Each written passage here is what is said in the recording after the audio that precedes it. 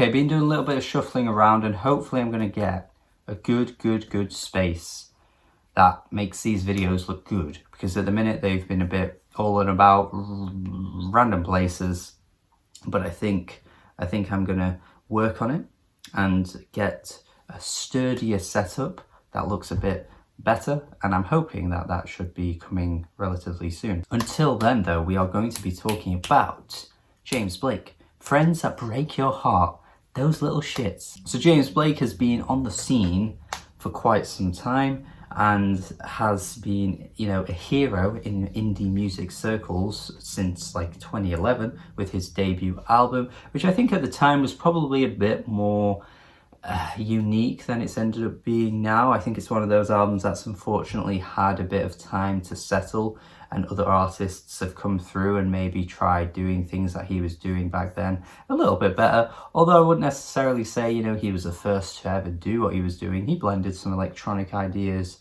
with soul and R&B in a pretty cool way, but, you know, doesn't necessarily mean to say that the album itself has, you know, gained heaps of greatness with time, because I think, I don't know what it is, it's just not aged as well as I was expecting for me. Similar with a few James Blake albums at this point, I'm not gonna lie, but I did think Assume Form was his loveliest and warmest album to date, which tackled the love of his life, which is Jamila Jamil, and every song was just pouring with beauty and just, ooh, the man was feeling the love, and every song was just lovely, and it was good. It was a good album. It was really good. I think Tell Them with Moses Sumney was a great track and still one of my favorites of the year it came out. So of course I think he was on a path to something really good. Then the EP, which came out last year before, which I thought was a really good direction for James, but he hasn't stuck with it, and I'm kind of wondering why. Like, it seems like a good direction to go in, and he just didn't double down on it. Why? Because while this new album has some incredibly admirable qualities about it, I think overall it ends up just falling flat and very thin at points, and just whispery thin, to the point where some of these tracks are just like bare to the bone. It's James and a really light instrumental, and as much as I think he has a good voice, I don't necessarily think these tracks are the most engaging at times. There's some brilliant moments, but like the whole thing just doesn't really come together, and it's a huge shame, because I think there are some just gorgeous performances on this thing, and to die for at points actually. The passionate delivery on Life Is Not the Same is, for me, one of the best moments on this thing. I think the instrumental backs it nicely as well. Just a really lovely track. And for some reason, maybe it's just a me thing or a personal taste thing, I'm not entirely sure, but some of these tracks just lose that flair to them, and you know, they go in and out of these weird directions with features and stuff, like the track with SZA. It's really interesting inclusion, because I'm not entirely sure she necessarily fit the vibe or anything, but I guess she doesn't sound bad. But I'm just sort of sat there thinking, I think he's trying to repeat what he was doing on the last album with Assume Form with the features.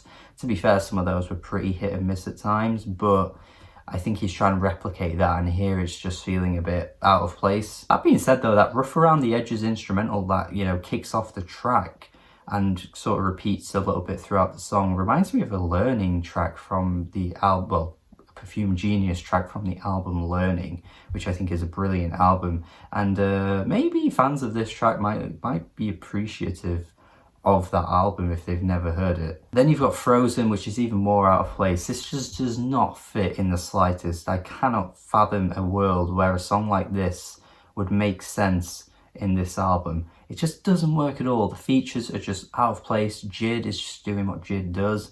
Not really a fan of Jid, I'm not gonna lie. And then the other feature sounds like Eminem, like the way he's flowing and just completely, you know, cartoonish. My God, that is just such a dead ringer for Eminem, come on. Really like the more electronic direction of Foot Forward. I think, you know, the looped vocals on the chorus sound great. The kind of staticky instrumental kind of goes well with it too. Just a really catchy track, honestly. I think this one just really just sticks with you in a really nice way. You got tracks like Show Me, which are incredibly sweet and saccharine. You got the sappy as hell I'm So Blessed That You're Mine, which is just a bit too on the sweetness for me. It's nice, I guess, but just gets a bit too mushy, gushy, wushy. There's something so stark and brilliant, though, about Say What You Will. This track, my God, hits me in a place. It just gets me so good. This song is just so good. The lyrics are so honest, they're so personal, they're so reflective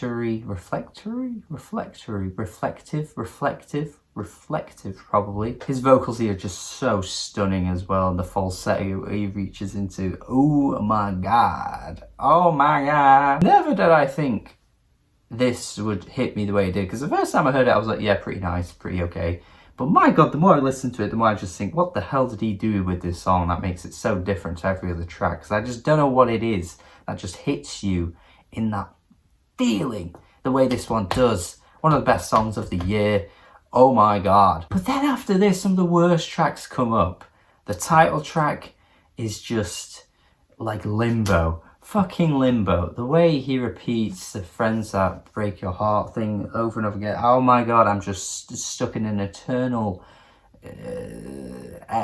lift or elevator if you're American, where it's just not moving. It's just not moving. It's going nowhere. The Facebook lyrics as well. What kind of crap's this? Oh, some people aren't who they say they are. They break your heart. They come and get you and they break your heart. Can't believe it, Susan. I can't believe it. I mean, it's not quite that dramatic, but I don't know, man. It's just like, it's just a bit too like, I just can't believe it, Susan. It was the friends all along that come here to break your heart. Just can't believe it. Make me a cuppa, please. Cannot for the life of me remember the track Lost Angel Nights. Every time I played this album, I was like, okay, I'll go back to this track. I need to write some notes, you know, something to say in the review. And every time it came on, it just went by, and I was like, shit, I didn't write anything down. Okay, I'll play it again. And I kept going back to it. I was like, shit, I still don't know what this song sounds like. I'm not trying to be dramatic, but there's just songs like this on the album that just don't have that passion behind them that I know James can bring. Because he bloody brought it on Say What You Will. There's something so special about that track. And a track like this just has nothing. If I'm Insecure is an interesting track in terms of, like, you know, his insecurities and tapping into that sort of unsureness about himself. He's always had that about him, not the lack of confidence if he knows if he's good enough. It's always been there in his music. An interesting topic to kind of go into with this track. Musically though, again, just not engaging enough. There needs to be more with the instrumental. There needs to be more with the production. It's just not enough going on here to keep me invested. And that's the thing with James Blake. He goes one end. He goes from one end to the other. You know, one track can just be really interesting production-wise. Even the last EP, like I said, was very detailed production-wise, and, you know, came through with really, you know, almost house-based instrumentation to kind of carry the tracks, a deep house sort of thing. And then he'll go to the complete opposite end where it's like barely anything going on, but it's just his voice and really soft instrumental. And I think when he goes to that end, that's where he loses me. He really loses me. And I think finding a happy medium could really work. And I think going a bit more in that last EP direction could be interesting for a full album. I'd love to see it, but at least we got a few great tracks on this album, because I can't deny that. But overall, I just think this is just ended up being too much of a mixed bag, too much of barely interesting tracks that I just don't think I'll ever remember once I've stopped talking about this album. 5.5 out of 10, but I can't help but highlight, you know, the great tracks, because they are so good. And I'm happy that the album at least gave us those. And like I say What You Will, I think is brilliant. One of his best songs ever, to be fair. So at least the album gave me that. Can't complain too much, but yeah, overall, pretty meh. 5.5. That's how I'm feeling. So let me know your thoughts in the comments. If you have heard this, if you agree, disagree, please tell me know why. Have a good day. Subscribe if you haven't already. And goodbye.